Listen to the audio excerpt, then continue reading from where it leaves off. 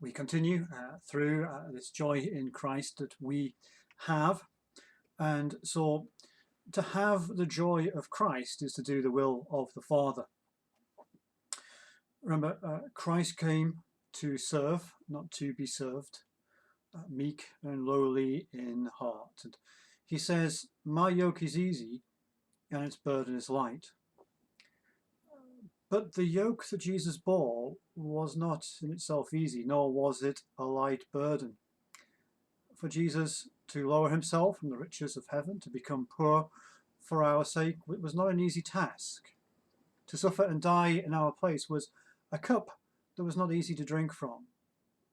But as Jesus had love for his Father, rejoicing in his Father, doing the will of the Father, knowing that as the bridegroom he will do what is needed for us, his beloved bride, then that yoke was bearable.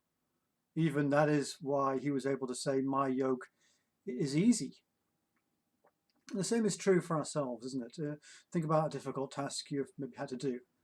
But if there is reward in that task and you know that upon completion you will gain a great satisfaction, then the task becomes easier. Still hard, but it becomes easier. And so with Jesus, well, Jesus, he denied himself. He was self-sacrificing. He thought more about his Father than he did himself because he loved his Father and wanted to please him and bring glory to him. And so he lowered himself. He became meek for his Father that he loves, that he serves, and also for us, a people who he loves and saves. And that is what made his yoke easy to bear and made his burden light. So much so that in the midst of great sacrifice, he could rejoice in spirit and cry out, I thank you, my Father. And so we also must be like Jesus, to have that lowliness of heart, to share that meekness, to rid ourselves of our selfishness, to sacrifice our own desires, to deny ourselves. Well, why? Well, because we cannot have true joy if all we're doing is thinking about our own selves, if we are selfish. When we think about our own ends, achieving our own goals by our own ways, we will carry a heavy burden. We may find fleeting happiness along the way, but we will not have that full joy, that complete joy that we can have in Christ Jesus. We need to follow the way of Christ and his Father to receive the joy of Christ. There is no other way.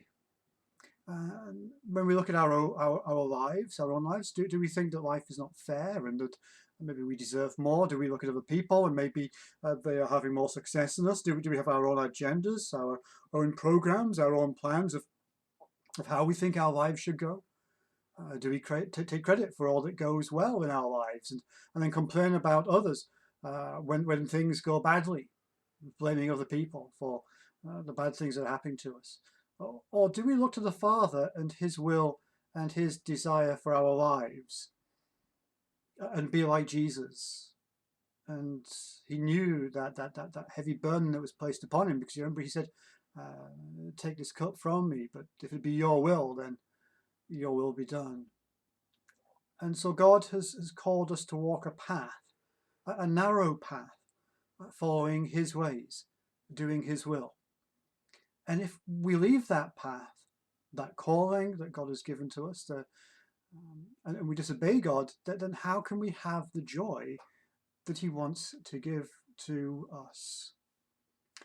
And so let us follow Christ in having that joy from his Father, that when he went about in his Father's name, doing good, drinking whatever cup his Father gave him to drink, and to hang upon whatever cross his Father saw fit to hang him on, he was able to say, into my hands I commend my spirit. So take care and God bless, and we'll continue this tomorrow.